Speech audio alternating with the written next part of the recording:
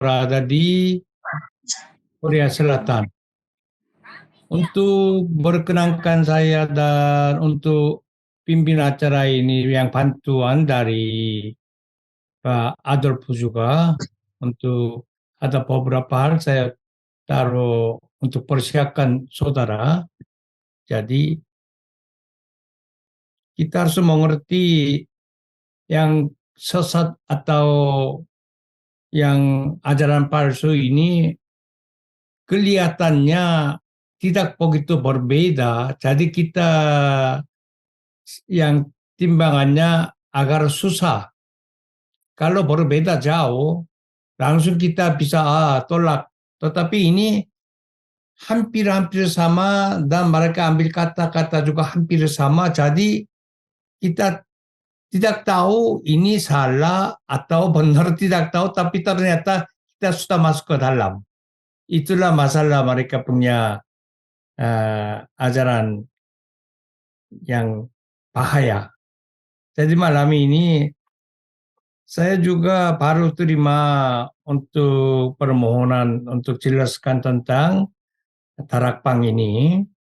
Ya, Tarapang yang pimpinannya adalah Pendeta Dugangsu. Tapi sekarang sudah kalau kita semuanya tidak panggil beliau bilang pendeta, sudah dipecat dari gereja Presbyterian dan gereja-gereja yang lain juga sudah dipecat. Jadi dia bukan pendeta lagi, tetapi yang anggota mereka tetap panggil pendeta.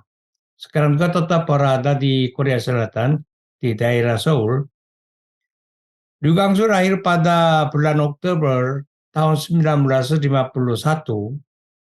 tapi Tarapang nama resminya Asosiasi Penginjilan Evangelisi Dunia. Kalau kita panggil Tarapang, Tarapangnya panggilan dari Korea, tetapi dia dilamarkan dunia Asosiasi Penginjilan Evangelisi Dunia. Inilah nama resmi. Pada tahun 1991 dia dikutuk oleh Presbyteri Gereja Presbyterian Korea karena moralitas dan ajaran sesat dan dikeluarkan dari gereja dan diberhentikan atau dibaktelkan sebagai pendeta. Jadi di umumnya dia bukan pendeta, tapi anggota mereka bilang tetap pendeta. Begini kita harus jelaskan untuk masalahnya apa. Dia punya, ada masalahnya banyak, tapi terlalu panjang, terlalu lebar. Saya hari ini ada yang 5 hal yang penting doktrin dan klaim utama mereka. Yang pertama, Pak Adolf dengar? Pak Adolf? Ya, salam Prof. Sorry, saya baru bergabung. Ya, saya lagi lagi proses Prof. Ini lagi proses. Sorry. Kalau saya siap yang pertama yang paling tentang tujuannya. Oke. Ya, oke Prof. Sebentar Prof. Ya, saya. Jadi ini yang doktrin dan klaim utama mereka. Yang pertama, mereka selalu dan mereka fokuskan pertama pemandangan Alkitab harus memahami wahyu setan. Mereka utamakan yang pertama memahami wahyu setan. Saudara pernah dengar ini kata-kata ini? Lucu. Kita semuanya selalu memahami wahyu firman Tuhan atau dari Tuhan, tapi mereka yang utamakan wahyu setan. Jadi artinya apa? Kita hidup di dunia, ada penyakit atau kecelakaan, kegagalan, yang segala macam bahaya dalam hidup ini semuanya karena setan. Jadi kalau kita bisa yang mengerti wahyu setan, kita bisa ditolakkan atau ditutupkan atau bisa dipisahkan. Mereka selalu dengan anggotanya dan penginjil juga sama begitu. Kalau tidak ada setan, kita hidupnya nyaman. Dan kita hidupnya ada berkatnya luar biasa. Tetapi semuanya tertutup karena setan. Jadi, utamakan kita harus mengerti tentang wahyu setan. Ini mereka punya pemandangan Alkitabiah. Dan yang kedua, teologinya, berdoa, yang berdoa ini artinya apa? Menikmati 7 berkat.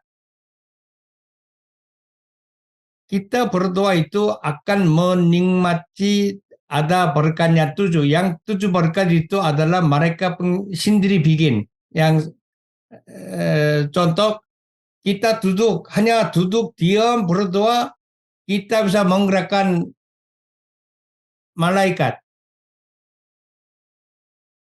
Kita hanya duduk diam berdoa, kita bisa mengikatkan setan. Dan kita hanya duduk berdoa, kita bisa memahami, mengerti wahyu setan. Ini sangat bahaya. Jadi mereka yang berdoa itu hanya yang kita lakukan yang kuasanya yang hebat, untuk itu berdoa. Tapi kerja kami semuanya dan kita imani kita berdoa untuk mengerti kehendak Tuhan kan. Tapi merekanya berdoa untuk menikmati 7 berkat, yaitu salah satu kita bisa pergerakan malaikat dan mengikatkan setan. Saudara, pergerakan malaikat dan mengikat setan bukan manusia powernya. Kita punya kuasa bukan. Bukan doa kita. Ini adalah kuasa Tuhan. Dia sendiri melakukan ini. Manusia tidak bisa. Itu bukan kata saya. Di dalam Alkitab sudah tertulis. Ini semuanya kuasanya Bapa kita yang maha kuasa. Tapi mereka bilang ini adalah berkat kita. Karena apa? Tuhan sudah kasih kuasanya buat kita. Yang ketiga, mereka punya keselamatan. Sebelum saya kata ini, saudara, oke, iman kita keselamatan itu apa, saudara? Siapa bisa bicara? Kita selamatan dari kasih karunia Tuhan Yesus. Bukan itu loh. Memang benar. Tetapi yang kita keselamatan dari dosa kita atau Oh betul Pak, betul. untuk selamanya. Tuh.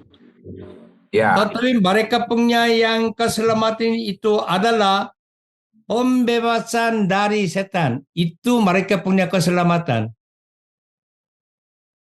Saya ulang lagi. Harapan punya keselamatan itu adalah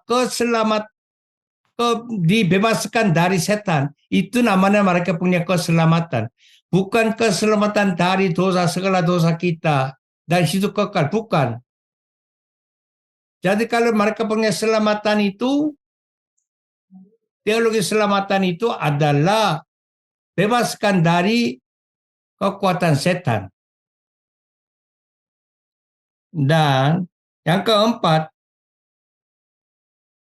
kristologinya mereka punya kristologinya, tujuan kedatangan Yesus di dunia untuk membinasakan iblis. Memang hampir sama dong. Tetapi saudara, Yesus datang di dunia untuk apa? Di dalam Matius berkata bilang apa? Nama Yesus adalah apa? Keselamat untuk dari umatnya, dari dosa. Benar. Kalau saya kata salah, saudara bilang salah. Ya. Itu kan? Ya, Tetapi benar. mereka punya kesalahan. Yesus datang di dunia bukan tujuannya untuk selamat manusia. Tujuannya untuk menghancurkan setan. Kalau kita dengar dengar hampir sama. Oh bisa ya benar. Pasti bilang amin. Kita dalam hopa. Yesus datang dunia akan menghancurkan setan dan iblis. Pasti amin dong. Tidak ada masalah. Tetapi ininya tujuan mereka Yesus datangnya bukan untuk tujuannya hancurkan setan dan iblis. Tujuan Yesus, nama Yesus sudah menjadi Yesus itu sudah untuk selamat manusia dari segala dosa. Ini bukan kata saya. Di dalam Alkitab sudah tertulis. Makanya pakai nama Yesus. Dan yang 5, ada yang lebih lucu ini, teori kompensasi setan. Ya, mereka pikirannya yang dalam Markus 10 ayat 15. Siapa bisa baca? Markus 10 ayat 45. Tolong dibaca Alkitabnya. Markus 10 ayat 45. Karena anak manusia juga datang bukan untuk dilayani, melainkan untuk melayani dan untuk memberikan nyawanya menjadi tebusan bagi banyak orang. Menjadi tebusan untuk bagi orang. Yang itu, tebusan itu, dia bilang, ini untuk membayar kepada setan. Jadi setan hak untuk 100% ganggu kita tidak ada. Karena Yesus sudah bayar kepada setan. Saudara, Yesus pembayarnya yang darahnya itu bukan kepada setan, kepada Tuhan yang Maha Kuasa yang benar. Jadi kita bebaskan bukan dari setan, bebaskan dari segala dosa. Tetapi mereka, setan adalah dosa, dosa adalah setan. Jadi Yesus untuk datang di dunia disalibkan dan dia mati atas kayu salib itu karena untuk ayat ini untuk membayarkan kepada setan. Ini bahaya banget. Tetapi teori ini kebanyakan dengan Berea, Kim Gi-dong. Itu juga dari Korea tuh, Kim Gi-dong. Terus ada hampir sama dengan Watchman Nee dari Cina. Watchman Nee. Jadi mereka 3 kelompok itu hampir sama teorinya. Tetapi masalahnya mereka orang paling takutan lemas dengan setan atau iblis. Mereka yang kocok dengan hati manusia dan pikiran manusia kocok ini lalu dimancing. Jadi mereka bisa jatuh. Oh, begitulah. Kalau setan tidak ada, saya bisa hidupnya bahagia. Kalau setan tidak ada, saya mungkin bisa sukses. Kalau setan tidak ada, saya mungkin bisa sehat. Karena mereka selalu berkata, kita penyakit semua dari setan. Kita gagal karena semua setan. Kita menjadi miskin semua karena masalah setan. Kita tidak bisa sukses semua masalah setan. semuanya terikat dengan setan. Jadi mereka menakut yang dengarnya. Makanya akhirnya mereka pikir, oh bisa begitulah. Kalau kita yang usir setan, atau kita yang percaya ini, kita bisa menang dari setan. Memang orang Kristen pasti bisa menang dengan setan. Tetapi yang kuasai, yang terikat dengan setan bukan hak kita dan kita punya kuatannya. Tetapi ini adalah Bapa punya kuasa. Jadi paling bahayanya untuk ini. Dan terakhir kenapa mereka penginjil terus? Mereka sangat mendesak untuk menyambut kembali Yesus. Terima lagi Yesus katanya, sampai kamu sekarang percaya itu salah. Terima lagi katanya. Jadi mereka ada 3 tahap. Pertama, mengenal nama Yesus, dengar dulu. Tahap yang kedua, ya percayalah. Dan tahap yang ketiga, menerimanya. Yang mereka 3 tahap itu mereka bilang rahasia. Kalau yang tentang semuanya ada bukunya besar. Tentang rahasia, tutup dengan kata rahasia, tetapi yang mereka semua terikannya kerjaan setan. Oke, hal yang kedua. Tolong Bahadur yang berikan yang nomor 1 itu. Saya coba kok susah sekali, sebentar lagi proses. Saya tadi kirim sama Pak Andreas Jonathan, barangkali bisa bantu Pak. Ini saya punya sebentar susah sekali ini. Ya, ada Iya, Pak. Pak. Saya share sebentar. Ya, minta tolong bantu share Pak. Iya. Itu ada dari 1 pendahuluan 1, 2, 3 sampai 5 PowerPoint. Iya. Bapak Ya. sekarang di slide keberapa, Pak? Yang kedua, yang ke-1. 1, ya. Yang ini ya. Ya. Tarakpang, saat mereka mendekat, mereka ada 3 pertanyaan. Yang pertama, apakah Anda sudah diselamatkan? Yang kedua, apakah Anda yakin akan keselamatan? 3, sudahkah Anda menerima Yesus? Kenapa mereka pertanyaan yang ketiga? Mereka bilang keselamatan adalah bebas dari setan. Dan mereka terima Yesus adalah yang menang dari setan, yang itu adalah Yesus.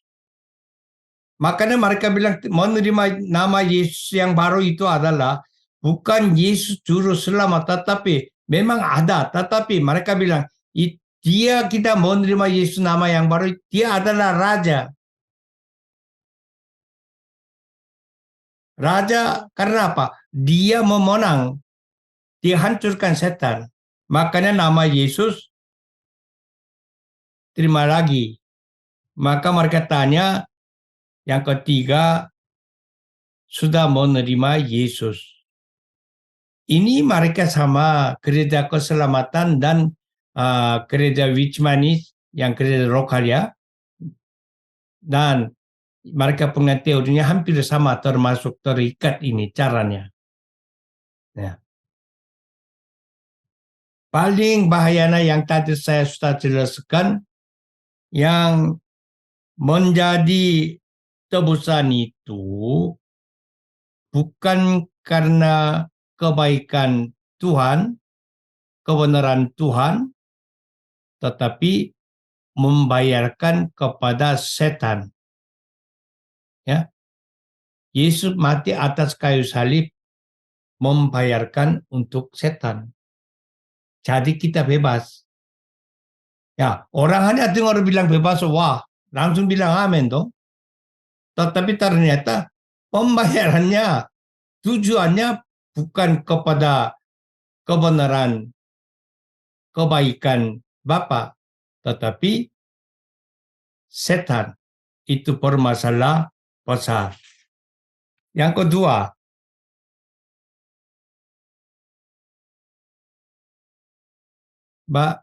yang kedua,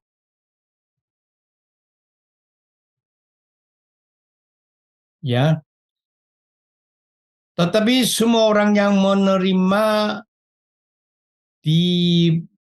yang diberinya kuasa supaya menjadi anak Allah.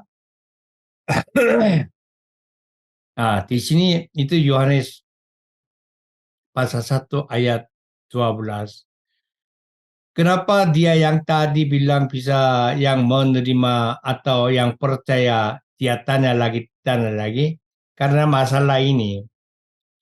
Di sini yang menerimanya,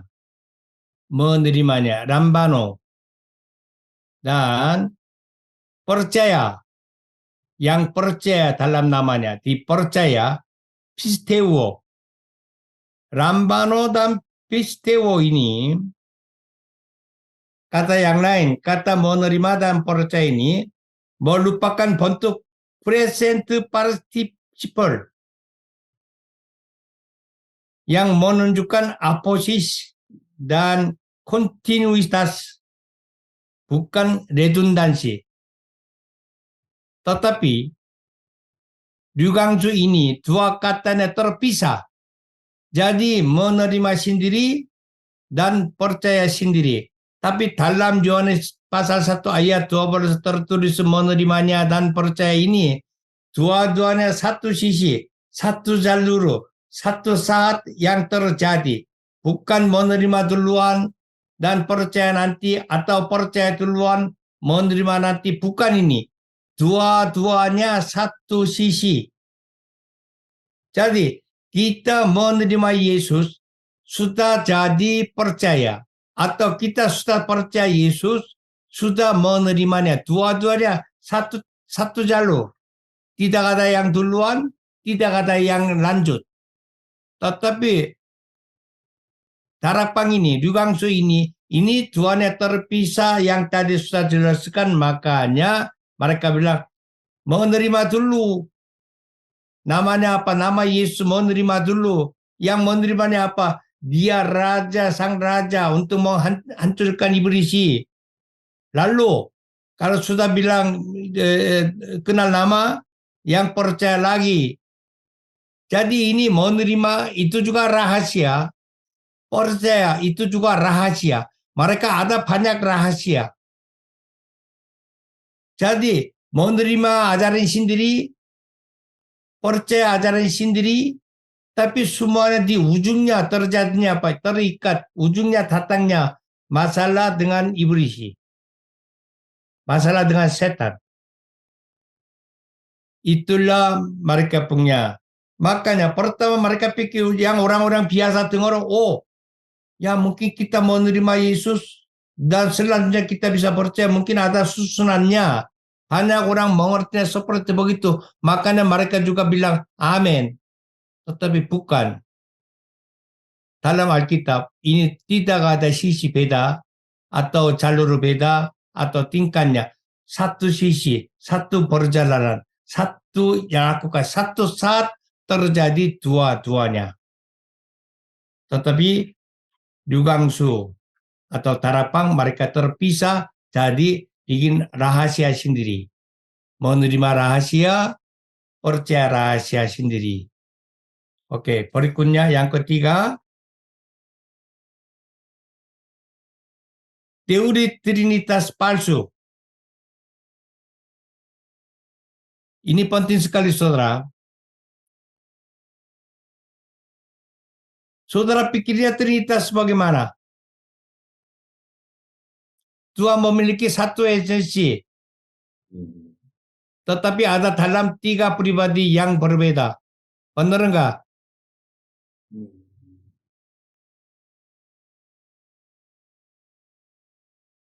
Tetapi Tuhan yang Maha Esa hakikatnya adalah satu.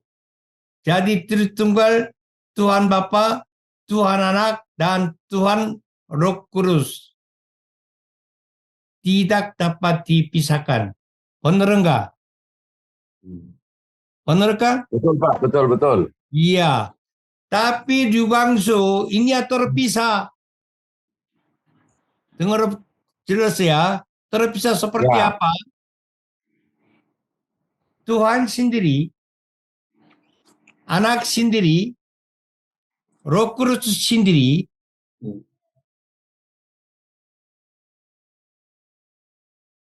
kalau kita masing-masing benda sendiri tapi terikat dengan satu esensi, tetapi dia bilang ini sendiri, esensi sendiri, Tuhan sendiri, esensi sendiri, Roh Kudus esensi sendiri.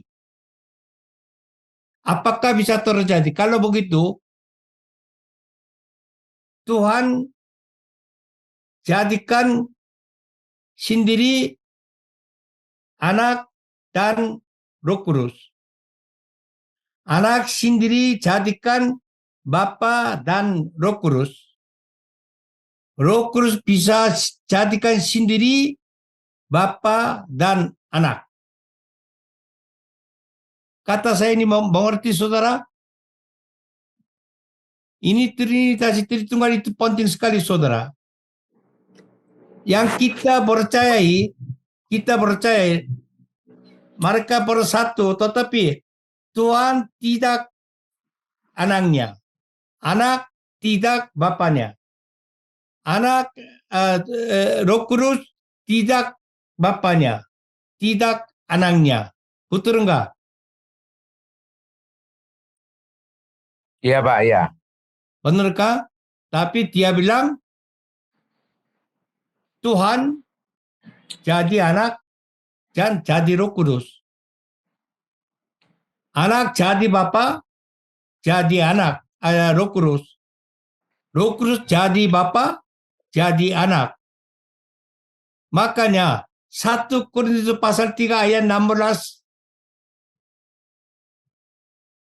bilang siapa tinggal di dalam kita, Roh Kudus tinggal di dalam kita. Makanya dia bilang itu adalah Tritunggal. Roh Kudus tinggal di dalam hati kita. Ini adalah Tritunggal yang datang di dalam kita. Itu salah besar. Kalau begitu apakah terjadi? Kalau teori mereka bilang apa? Yesus mati. Ini bukan anaknya mati. Bapaknya bisa mati. Dan Yesus sengsara. Datang di dunia Yesus. Bukan Yesus datang. Bapaknya bisa datang. Karena mereka jadi bisa berganti-gantian. Tapi tetap datang di dunia siapa datang? Anaknya. Benar? Setelah anak pulang, siapa datang? Roh Kudus. Benar? Tetapi kalau teori mereka ini bahayanya, ini bisa jadi Bapa, bisa jadi anak, bisa jadi Roh Kudus. Ini bahaya banget, ini bahaya banget. Jadi menjadi sengsara Bapa. Ya. Sekalian, kalau bapaknya mati di atas kayu salib bagaimana? Selesai dunia dong. Ya. Kalau bapaknya datang di dunia, lucu juga. Di atasnya siapa? Ini tidak terikat, tetapi yang mereka yang sekarang paling bahayanya ini Trinitasi.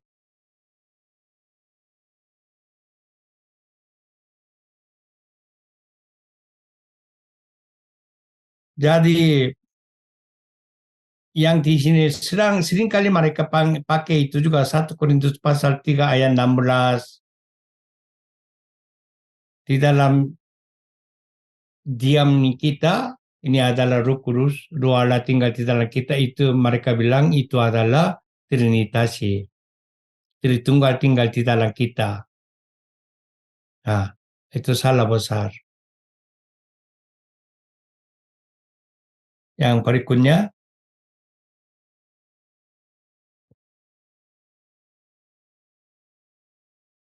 Yang keempat, harus mengetahui wahyu setan. Mereka selalu itu keras banget mereka. Harus mengerti wahyu setan. Berdoalah agar Roh Kudus membimbing Anda. Jika Anda menyukai mimpi, dia akan meresponkan dengan mimpi. Jika Anda menyukai ilusi, dia akan respon dengan penglihatan. Jika Anda menyukai firman, dia akan respon dengan firman. Sampai berdoa, sampai dapat responnya. Tapi Tuhan responkan kepada kamu dengan menyukai kamu. Jadi kalau kamu suka mimpi, dia respon dengan mimpi. Kamu suka, ya kalau suka bercanda, dia responnya dengan melalui bercanda, katanya. Ya.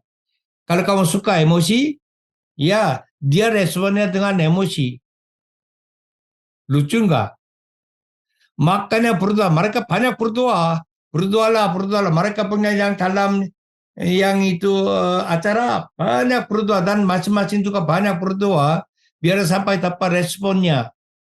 Apakah kita berdoa seperti begitu? Tentang doa. Memang mintalah, ketoklah, carilah, akan dapat, akan buka, ya akan sampai menerimanya. Iya benar. Tetapi meminta dan ketok dan cari itu semuanya sesuai dengan fokusnya, sesuai dengan kehendaknya. Itu namanya berdoa. Memang kita ada kemohonan.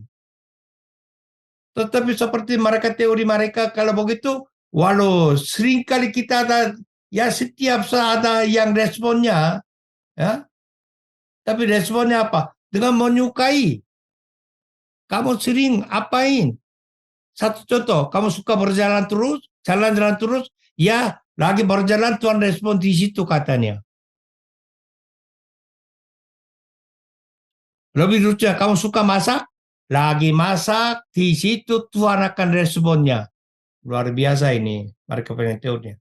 Ini sangat bodoh, bahaya, tapi mereka bilang amin. Dan mereka semangat.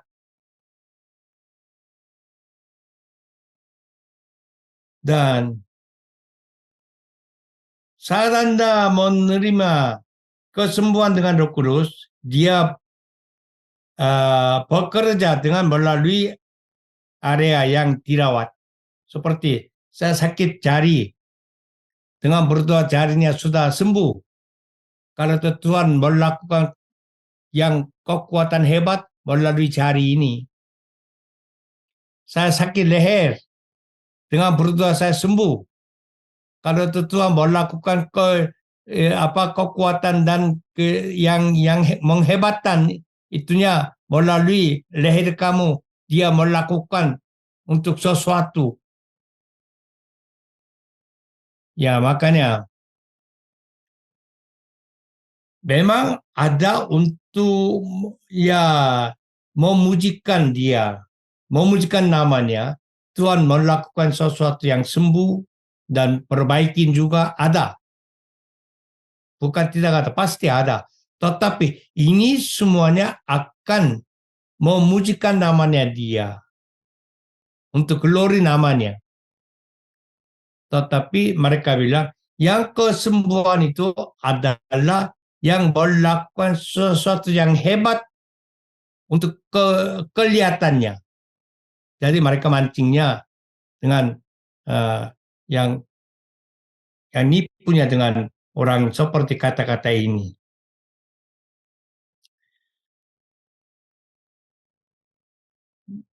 Selanjutnya, jika kamu berdoa, kamu dapat mengerahkan malaikat dan mengikat setan.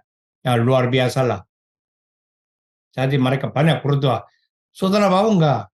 Ya, saya berdoa tadi. Ya, pergerakan malaikat. Ya. Dan saya berdoa hanya berdoa aja. Udah diam berdoa. Tapi ya, mengikatkan setan. Memang kita berdoa usir setan ada. Itu kasih Tuhan sudah kasih kuasa buat kita mengusir setan. Itu sebagai karunia. Itu pun bukan setiap orang, sebagai karunia. Tetapi mereka menggerakkan malaikat luar biasa. Menggerakkan malaikat ini hanya kuasa Tuhan. Masa manusia bisa menggerakkan malaikat? Dan mengikatkan setan. Kalau kita bisa begitu, ya semuanya, semua berdoa, sekali berdoa, ya mengikatkan setan di dunia semua, dan sampai di dalamnya. Tapi itu bukan kuasa kita. Itu adalah kuasa Bapa. Sampai kapan dia bebaskan setan? Sampai akhirnya.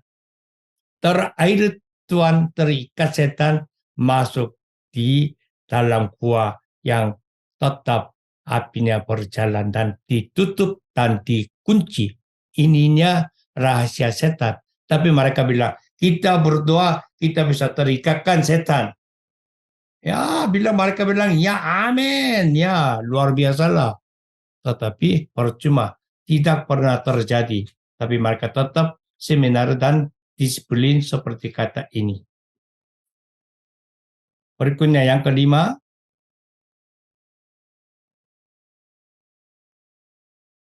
mereka menyamakan dosa dan setan dan memandang hantu sebagai akhirat orang kafir. Ini sama Berea King gitu sama ya. Orang yang tidak percaya dan mati, mereka punya yang rohnya menjadi hantu. Nah ini sama Berea King gitu sama ya. Dan mereka Yesus datang di dunia dan Yesus namanya Yesus itu bukan 100% manusia. Saudara pikir bagaimana? Yesus 100% manusia atau tidak? Ini penting sekali. Mereka bilang apa? Yesus tubuhnya manusia. Ya. Makanya mereka dalam wujud seperti manusia. Mereka bilang seperti manusia. Tapi iman kita bukan seperti manusia. Dia tetap menjadi manusia. Dan jiwa roh Yesus bukan manusia. Jiwa roh bukan manusia katanya. Itu Tuhan. Makanya hanya yang di luarnya, tubuhnya hanya pakai manusia, tapi dia punya jiwa rohnya Tuhan katanya. Kalau begitu saudara, tidak bisa 100% hancurkan masalah manusia. Kalau saat ini saudara, kalau saudara dalam saudara juga ada yang seperti separuh-separuh, oh dia sampai bisa naik ke salib, bisa mati karena manusia tidak mungkin. Bukan. Ingat, waktu Yesus atas kayu salib, sebelah kiri kanan orang jahat, dua-duanya manusia. Makanya atas kayu salib bukan karena Tuhan bisa tahan di kayu salib. Manusia pun tetap di situ. Karena melalui sengsara itu dia tembuskan dosa kita, membayarkan dosa kita. Bukan membayar kepada setan, tapi bayar kepada kebaikan Tuhan. Menjadi baik kepada manusia ini. Jadi dia 100% manusia. Bukan separuhnya, 100% manusia. Kalau dia bukan 100% manusia, kita tidak ada harapan. Tidak ada membebaskan. Tidak ada hidup kekal. Itu penting sekali. Jadi, mereka hanya separuhnya percaya Yesus adalah manusia, tapi separuhnya. Tapi roh jiwanya Tuhan. Jadi mereka bilang yang percaya Yesus itu, yang menerima Yesus itu bukan manusia Yesus yang benar Nazaret di dalam Nazaret yang dilahirkan, ya. Bukan itu. Mereka punya percaya separuh manusia separuh rohnya Tuhan. Yang ini yang menerima. Karena apa? Karena dia Tuhan dan dia ada kuasai, dia memberikan kuasai kepada kita juga. Itu namanya Raja Sang Raja untuk menghancurkan iblis. Makanya kalau kita percaya dan menerima Yesus itu, kita bisa menang dari kegelapan dunia ini dan kita bisa bebas dari segala kejatuhan atau kegagalan atau penyakit atau kesalahan. Dari situ semua bisa bebas dan menang. Karena yang terima Yesus itulah, sampai sekarang kamu percaya Yesus itu salah. Yang terima Yesus adalah itu yang hebat. Ya, itulah mereka punya teori. Nah, saya sampaikan ini, yang paling masalahnya, mereka punya paling masalahnya. Yang pertama, Trinitas. Satu esensi. Berbeda, tetapi tidak bisa terpisah. Itulah yang benar. Tetapi dia terpisah. Jadi menjadi Tuhan, bisa jadi anak, bisa jadi Roh Kudus. Anak bisa jadi Bapa, bisa jadi Roh Kudus. Roh Kudus bisa jadi Bapa, bisa jadi anak. Itu paling bahaya. Yang kedua, keselamatan. Bukan keselamatan dari dosanya, tetapi dia punya keselamatan adalah bebaskan dari terikatan setan. Itu keselamatan. Yang ketiga, Yesus datang di dunia separuhnya manusia, tapi jiwa dan rohnya Tuhan. Tetapi kita percaya Yesus adalah manusia yang benar datang di dunia. Dan dia sengsara di atas kayu salib dan mengalir darah. Melalui darah itu kita membebaskan dari segala dosa dan kita ada harapan hidup yang kekal bebas. Yang ketiga hal ini paling besar, mereka punya kesalahan. Sampai di sini aja, Tuhan memberkati.